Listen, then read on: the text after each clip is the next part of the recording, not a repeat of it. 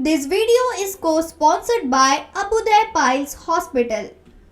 हाजियों के किराए में अंतर को लेकर नागपुर शहर आम आदमी पार्टी के नेतृत्व में नागपुर मोमिनपुरा जामा मंदिर के समक्ष स्मृति ईरानी के बैनर को हाथ में पकड़कर विरोध प्रदर्शन किया गया। गौरतलब है कि केंद्र सरकार एक ही राज्य महाराष्ट्र में अलग अलग यात्रा भाड़ा हाजियों से लिया जा रहा है, जहां मुंबई में 3,04,883 रुपये है और नागपुर 3,67,044 रुपये लिया जा रहा है। इस अंतर से साफ दिख रहा है कि केंद्र को एयरलाइन से जो नुकसान हो रहा है उसकी भरपाई हाजियों से केंद्र सरकार कर रही है। अब ऐसे में आम आदमी पार्टी के पदाधिकारियों ने इस तरह के भेदभाव को लेकर तीव्र आंदोलन की चेतावनी दी है।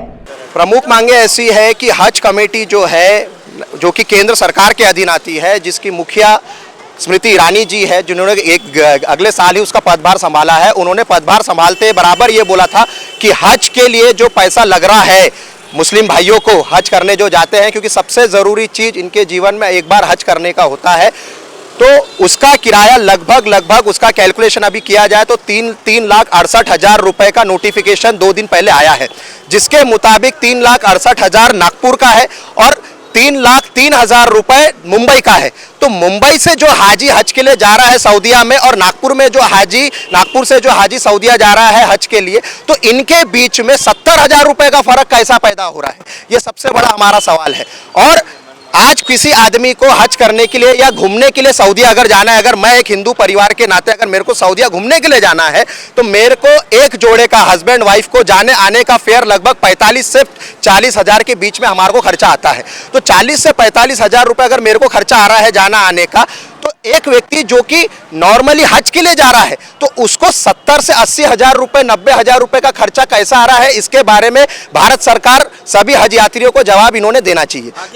दूसरा हमारे मुख्य रूप से 4 मांगे हैं। पहली मांग जो ये है कि हज करने के लिए जो भी व्यक्ति जाता है उसका पूरे हाजियों के लिए ऑल ओवर वर्ल्ड के हिसाब से टेंडर निकलना चाहिए, जिसके अंदर में बड़ी जितनी भी कंपनियां हैं, एरोप्लेन की जो कंपनियां जो कि लोगों को लेकर जाती है, उनके तरफ से अगर टेंडर आता है सरकार के तरफ से, तो जो भी एरोप्लेन की कंपनी का कम पैसे का टेंडर देंगी तो उसको वो टेंडर मिलेगा। हिंदुस्तान का कोटा 2 लाख हज यात्रियों का कोटा होता है हिंदुस्तान की तरफ से, जिसमें से 1,70,000 के आसपास में जो कोटा मिलता है वो मिलता है हज कमेटी को। तो इसका अर्थ ये है कि 5 दिन के अंदर में 2 लाख हज यात्री हिंदुस्तान से हज के लिए जा रहे हैं। तो ये 5 दिन के अंदर में जो भी बड़ी कंपनी एरोप्लेन की कंपनी अगर टेंडर देती है तो उनको एक साथ 2 लाख ग्राहक मिल रहे हैं। तो हज का जो किराया है, जो आने जाने का जो फेयर है, वो तो होना चाहिए लगभग 30,000, 22,000, 25,000, क्योंकि एकदम से उनको ग्राहक मिल रहे हैं। तो ये 70 से 80,000 कैसे है, ये सबसे बड़ा सवालिया निशान है। दूसरा चीज जो इसका टेंडर होना चाहिए, ग्लोबली टेंडर होना चाहिए। तीसरी बात जो हम लोग मांग जो कर रहे हैं कि जो भी व्यक्ति हज के लिए जाता है उसके अंदर में एक खादिम, 2 लोगों के बीच में खादिम भेजा जाता है। 100 लोगों के बीच में 50 खादिम आएंगे ना? नहीं, एक खादिम। 100 लोगों के बीच में एक खादिम होता है। तो वो खादिम का काम क्या होता है कि वहां पर जाने के बाद में हाजियों को बताने का, गाइड करने का कि भैया यहाँ पर आपको ये प्रथा निभानी है, यहाँ पर आपको ये चीज करनी है, यहाँ से इस तरीके से आपको इतना पैसा लगेगा। तो ये काम उसका होता है। पर वो व्यक्ति क्योंकि ट्रेंड नहीं होता है, उसको कोई जानकारी नहीं होती, तो वो तो कहीं ना कहीं ऐसा व्यक्ति उनके साथ में भेजा जा रहा है जिसको कुछ पता ही नहीं है।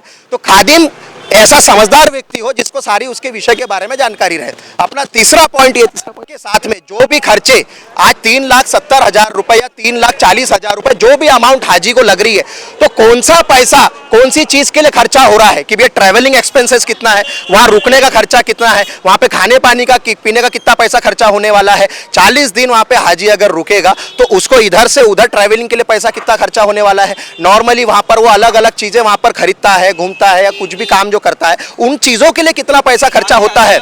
आगे आंदोलन का स्वरूप ये होता है कि अगर इनकी मांगे हज यात्रियों की मांगे अगर सरकार पूर्ति नहीं करती है, क्योंकि कहीं ना कहीं अगर 4 लाख 5 लाख रुपए अगर हज के लिए लग रहा है तो एक गरीब मुसलमान के साथ में अन्याय हो रहा है। क्योंकि गरीब मुसलमान, इसका मतलब यह है कि सरकार अपने भगवान के पास में उनकी पूजा निष्ठा करने के लिए, उनका हज करने के लिए उससे वो चीज महरूम हो रही है, उससे वो चीज दूर जा रहा है।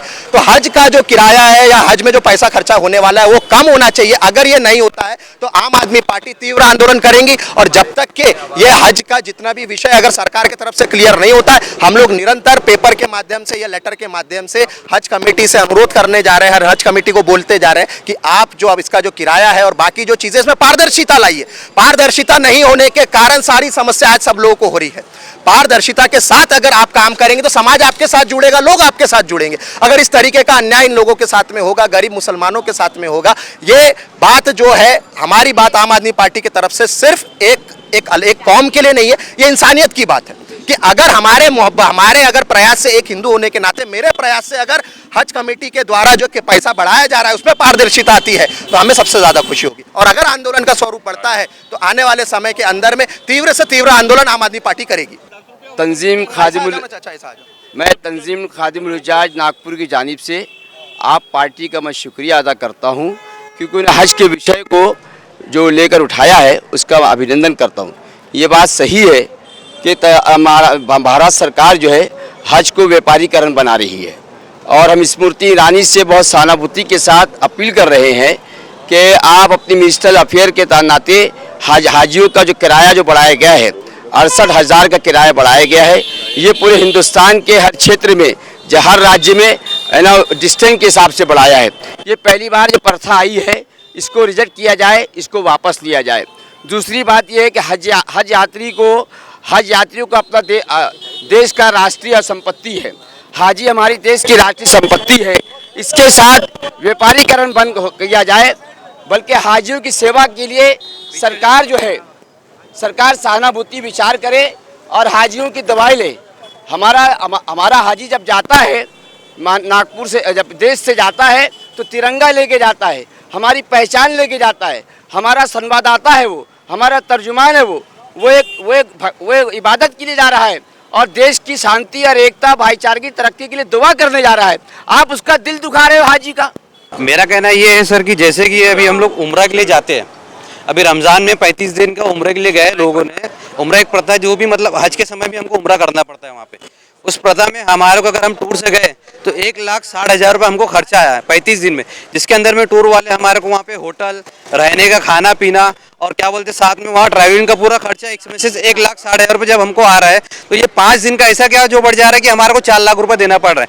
जो 4 लाख रुपए हम दे रहे हैं हाजी, तो उसमें हमारे को वहाँ पे ना खाना दिया जाता है, ना समझ लो ट्रैवलिंग के लिए ज़ियारत की जाती है। सिर्फ हज कमेटी हमारे से 4 लाख रुपए यहाँ से ट्रैवलिंग का और वहाँ होटल का ले रही है। स्टेट सरकार, महाराष्ट्र सरकार नहीं, सेंट्रल सरकार, ये वो केंद्र सरकार हज यात्रियों के साथ में मतलब अन्याय कर रही है। एक तरह का कहा जाए तो ये घोटाला कर रही है। जर तुम्हाला निसर्गरम्य वातावरणाचा आनंद घ्यायचा असेल आणि काही क्षण आपल्या परिवारातील सदस्य किंवा मित्रांसोबत निवांतात घालवायची असेल तर आमच्या श्यामलीला ॲग्रो टुरिझम अँड रिसॉर्टला नक्की भेट द्या। अगदी माफक दरात फक्त 700 रुपयात तुम्ही तुमचा दिवस आनंदात घालवू शकता।